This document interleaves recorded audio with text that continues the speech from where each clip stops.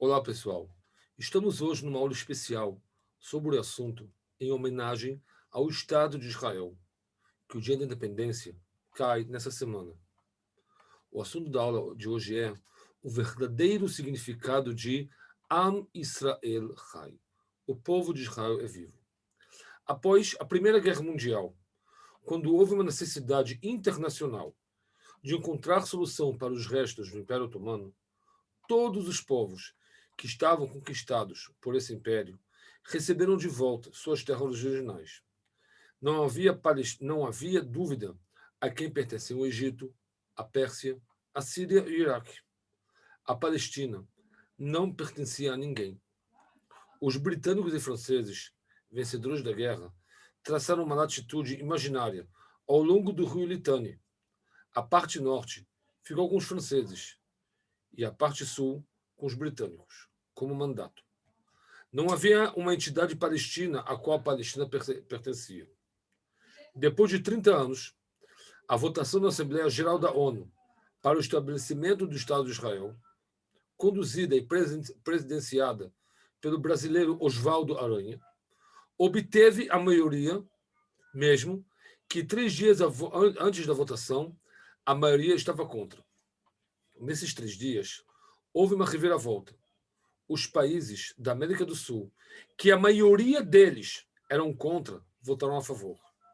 Incrivelmente, mesmo Stalin, que perseguia os judeus e odiava o sionismo perversamente, votou a favor da solução, juntamente com o bloco comunista. O equilíbrio de poder na Guerra da Independência era ridículo. Era uma comparação entre a batalha de David Ameller contra Golias, o filisteu. Os exércitos árabes possuíam 150 canhões, enquanto o exército de Israel possuía somente 5. Eles possuíam 32 aviões de guerra, enquanto o exército de Israel possuía somente 2. Eles possuíam 200 tanques, enquanto o exército de Israel nem sequer um tanque possuía. Não é de admirar que Azam Pasha, o secretário da Liga Árabe, disse em 15 de maio de 1948, no meio da batalha, esta será uma guerra do extermínio comparável, multidimensional, ao massacre da Mongólia e destruição perpetrada pelos cruzados. Nessas terríveis e horríveis condições, como pode ser que, como uma população de menos de 700 mil pessoas, recém-saídos do Holocausto, derrotaram 6 Nações Unidas Árabes? De acordo com toda a lógica, os acontecimentos da Guerra da Independência era impossível de acontecer. A primeira etapa da existência desse país foi puramente por milagres.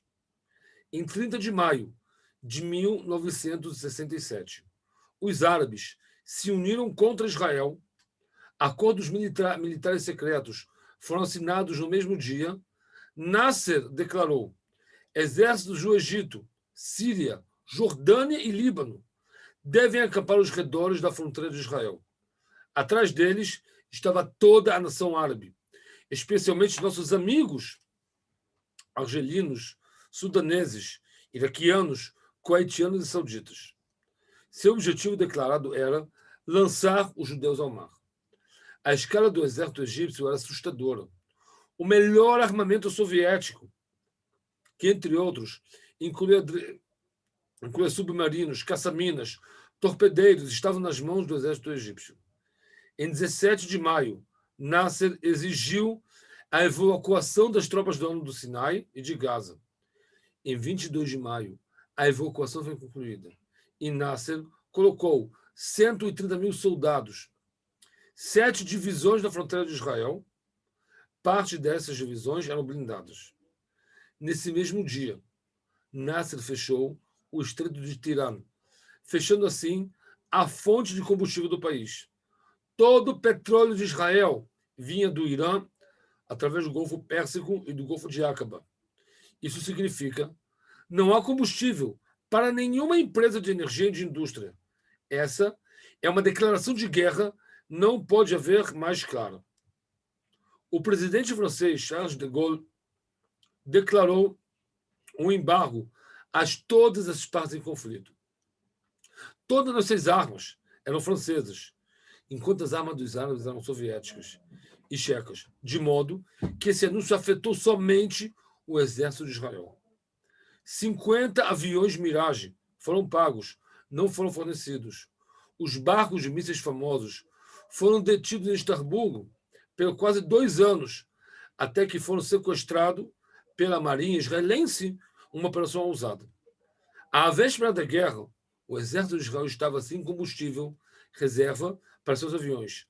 As relações com os Estados Unidos estavam frias. E os países africanos do bloco comunista cortaram o relacionamento com Israel. Naquele dia, na maioria das casas e pátios, foram cavados poços profundos e largos para servir como cemitério público. Estimulou-se que dezenas de milhares seriam mortos.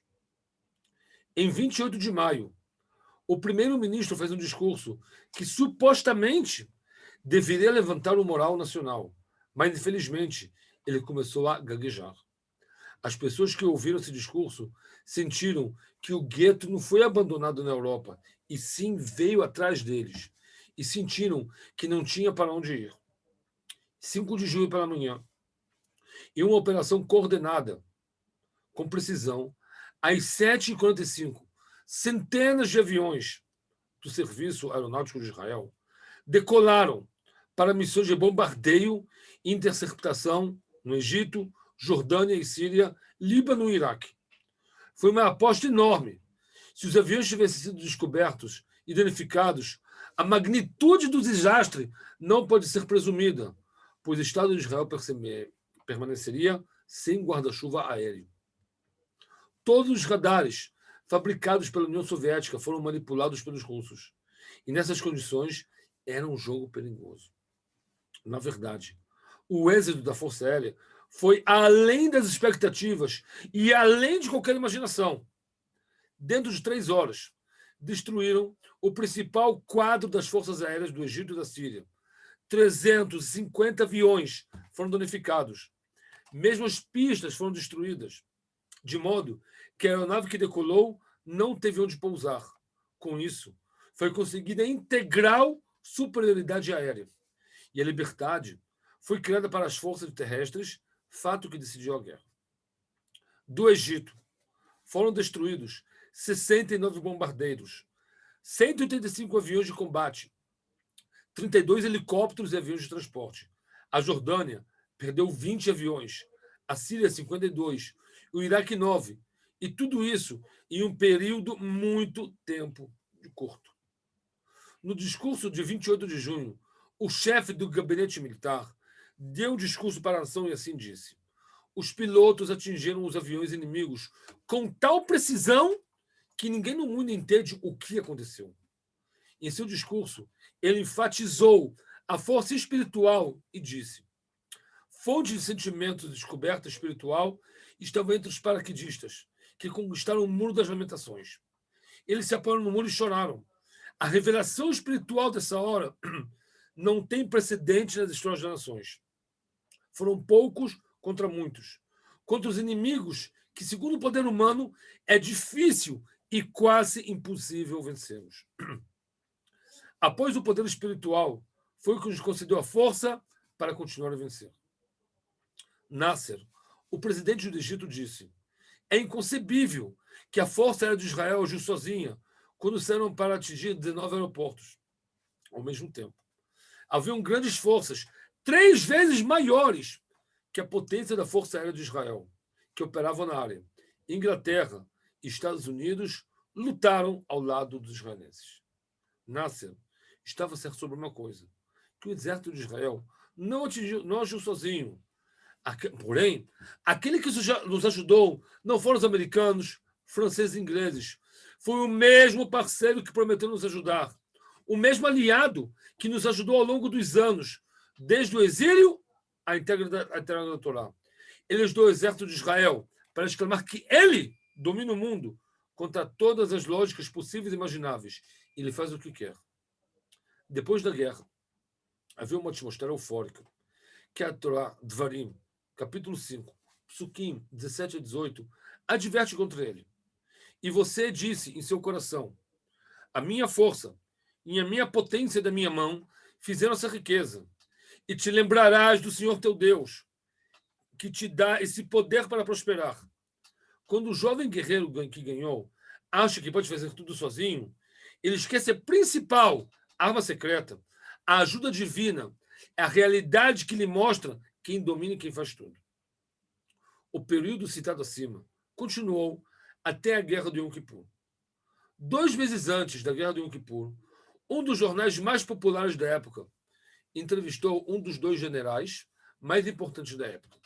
Um deles disse: Israel está no ranking militar como França e Inglaterra. Não há alvo entre Bagdade e Khartoum, incluindo a Líbia, que o exército de Israel não pode conquistar. O outro general disse: a primeira-ministra tem as melhores linhas de defesa, que poderiam ser um rei ou um presidente na história do povo judeu. Essa linha de defesa caiu quase totalmente em 24 horas. 2 dias após o início da guerra, o ministro da Defesa anunciou: provavelmente acontecerá a destruição do terceiro templo. Em Yom Kippur, às 14 horas, a guerra estourou. Em um ataque coordenado entre os egípcios e os sírios, 5 divisões egípcias cruzaram o canal, lavaram as fortalezas em menos de uma hora. 3 divisões sírias invadiram o centro das colinas do Golã. Após Yom Kippur, um dos majores generais disse em uma transmissão de rádio: perante a nós estão prontos 250 mil soldados egípcios, 2.000 tanques, 1.500 canhões. Eles têm uma prioridade impressionante a nós. No norte, os sírios concentram 1.400 tanques, 350 aviões. Depois da guerra, esse general estimou que o equilíbrio do poder estava em 1-6 em favor dos egípcios. Na frente síria, ele nomeou um valor de 1-12 em favor dos sírios. Um grande milagre aconteceu ao nosso povo, que os egípcios e sírios foram detidos por sua própria iniciativa e se mantiveram em uma certa linha, perdendo assim oportunidade de tempo. Eles agarraram-se a uma linha estreita por uma semana ao longo do canal e se afastaram.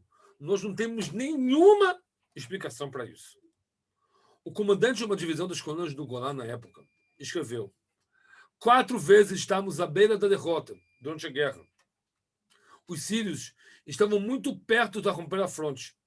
Apenas um triz separando da derrota para a vitória. Um punhado de tanquistas que lutaram com devoção nessa batalha salvaram o Estado de Israel. Esse general nem sequer mencionou uma força espiritual que conduziu tudo, como foi citado anteriormente por outro general. Em 12 de outubro, a rádio oficial do governo de Israel informou sobre o desgaste de 30% dos aviões e tanques, com artilharia que duraram apenas um dia de combate. Ao mesmo tempo, a primeira-ministra enviou uma carta cheia de desespero para o presidente dos Estados Unidos. Esse decide enviar armas para Israel.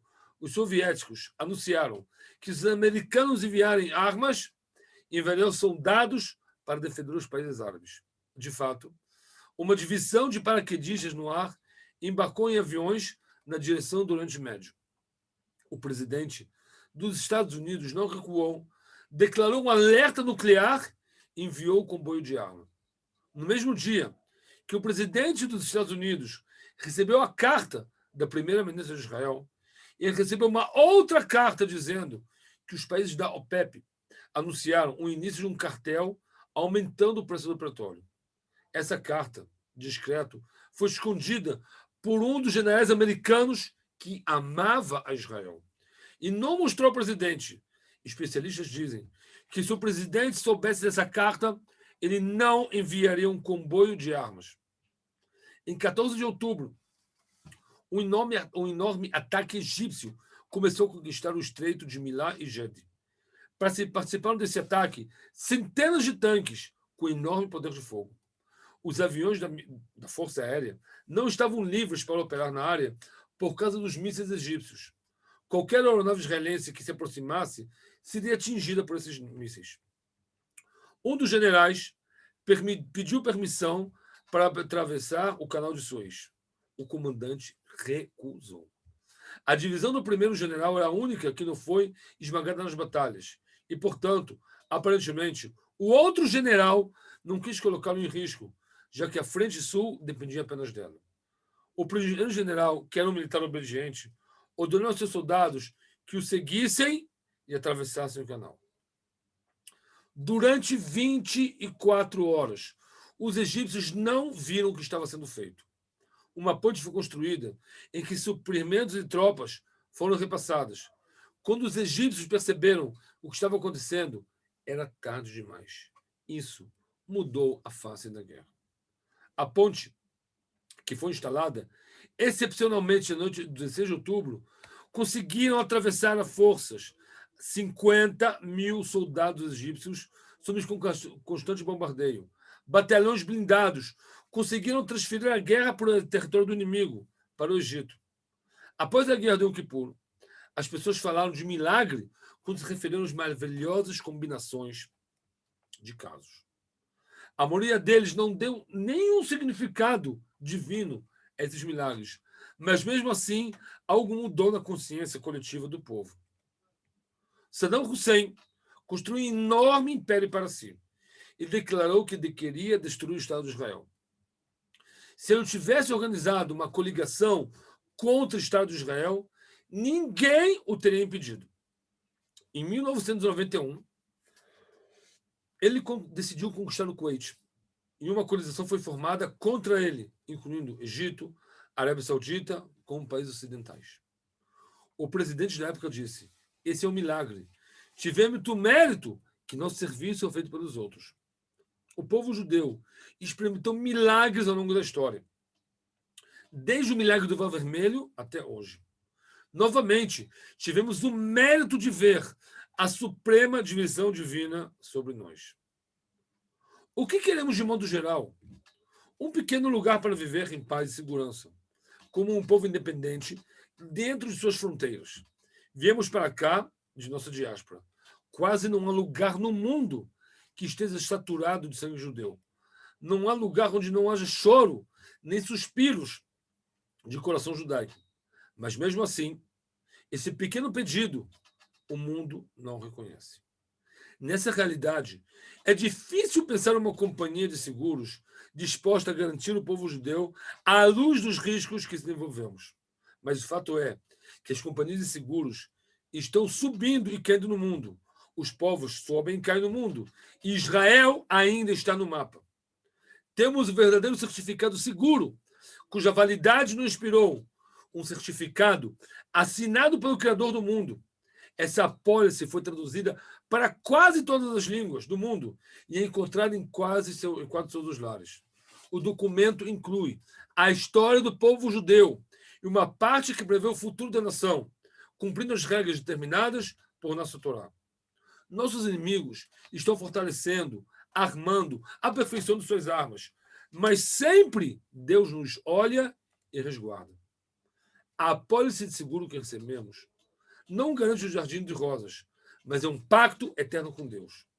Quando o povo de Israel cantar Am Israel Chai, o povo de Israel é vivo, não é apenas um slogan.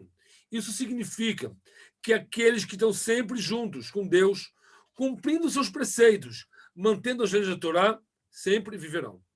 Muito obrigado.